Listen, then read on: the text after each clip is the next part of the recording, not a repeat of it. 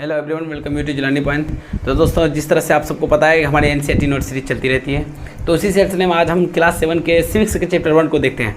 On equality मतलब समानता की बात कर रहा है। समानता आप लोग समझते हैं, मतलब समाज में बराबरी की बात कर रहा है।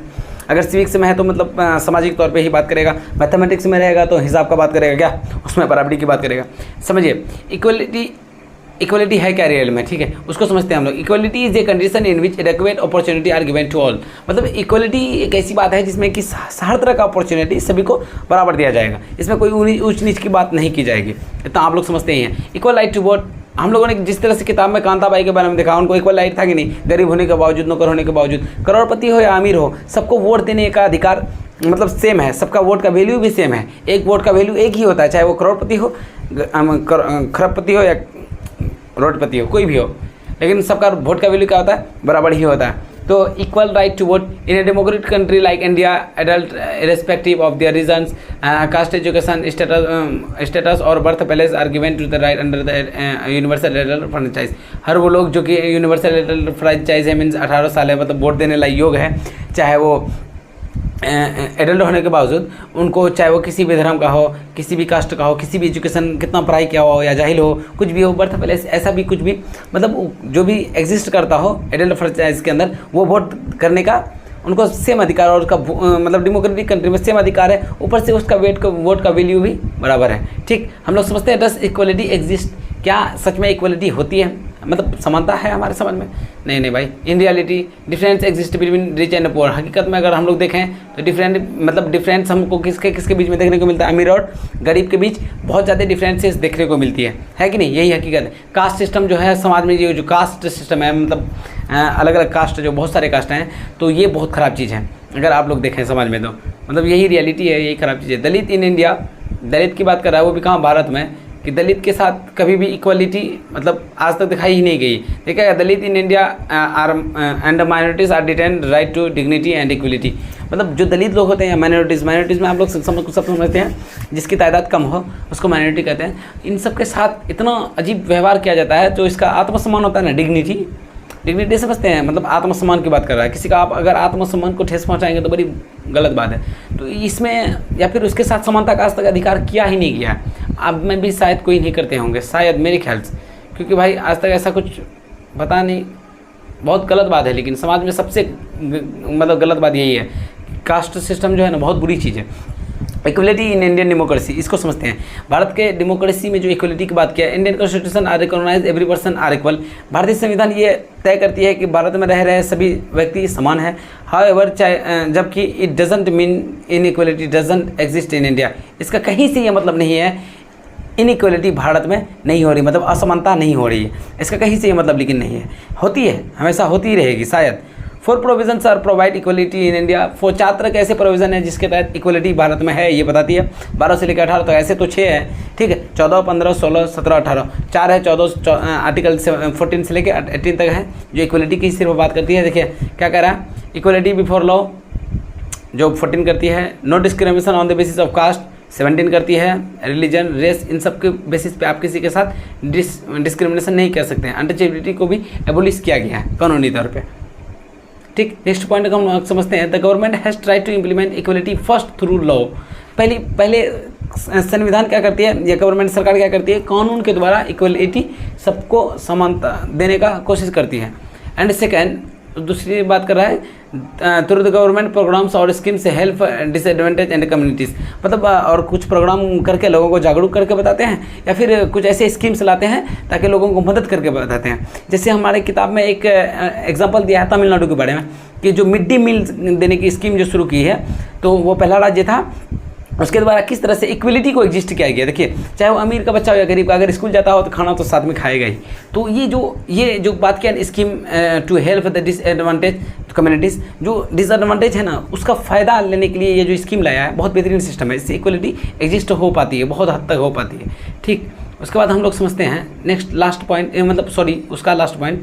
उसके बाद क्या कह रहा है, programmes like mid day meals. अच्छा, scheme have been launched to improve the attendance, enrol ratio children in school. ये बहुत अच्छा सिस्टम किया है। मिड डे मील के बारे में भी मैंने आपको बताया ऑलरेडी, ठीक। उसके बाद देखिए issue for equality in other democracy, और सब डेमोक्रेसी होने के बावजूद भी देखिए कितना सारे इशूज़ है।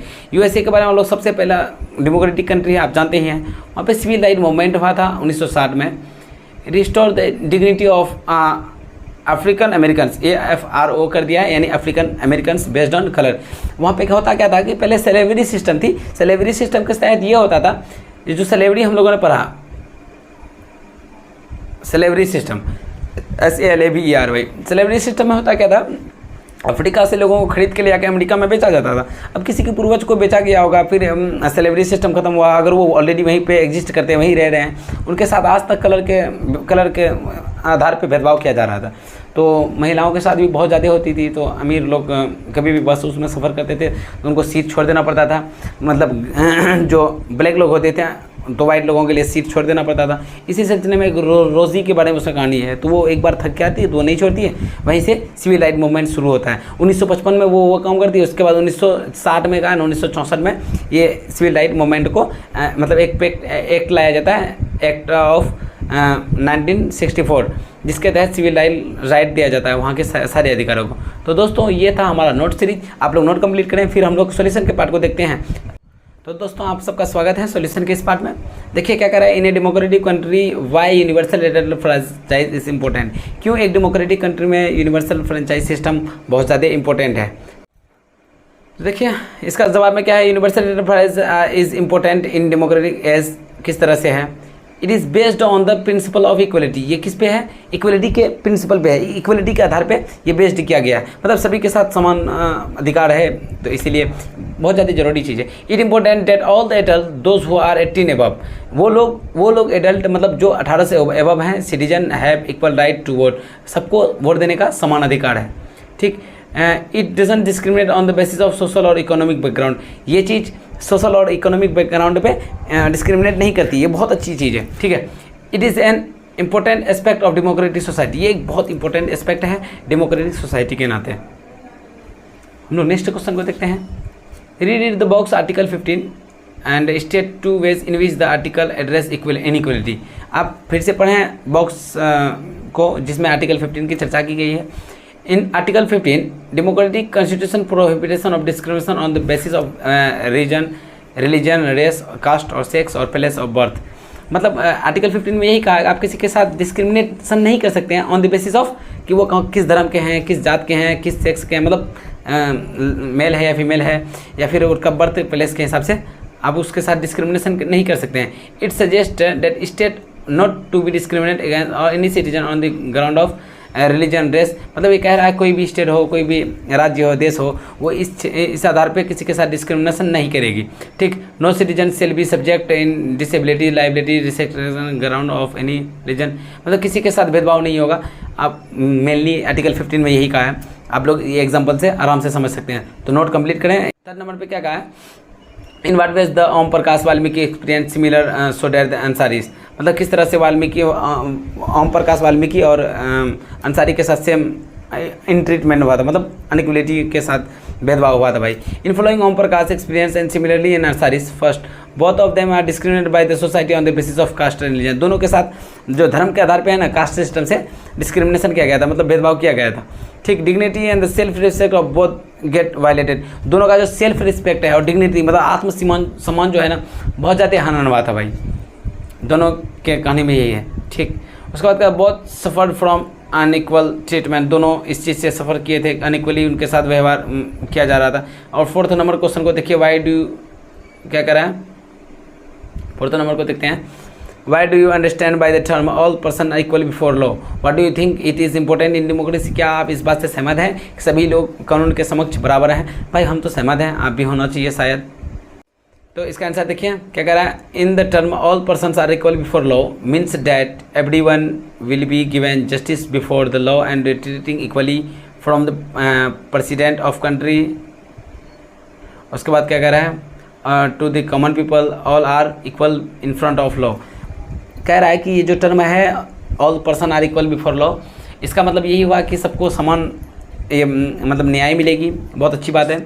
चाहे वो प्रेसिडेंट हो, मतलब देश का कोई भी कॉमन पीपल हो, सभी के साथ इक्वल कानून व्यवहार करेगा, कानून मतलब समान तौर पे व्यवहार करेगा। It is important in a democracy, ये बहुत ज़्यादा इंपॉर्टेंट डेमोक्रेसी में, बिकॉज क्योंकि democracy suggest that no one should be treated unequally on the basis of because of their wealth, colour, caste, इन सब चीज़ों के आधार पे किसी के साथ ट्रीटमेंट नहीं करना चाहिए। तो दोस्तों आप लोग कंप्लीट कीजिए। It also reflect the nature of democracy, है डेमोक्रेसी को दर्शाता भी है। तो आप लोग इसको कंप्लीट करें, तब तक और सपोर्ट करते रहें। आप लोग का बहुत बहुत शुक्रिया, आप लोगों ने बहुत ज़्यादा सपोर्ट किया है। तो दोस्तों thank you for your support.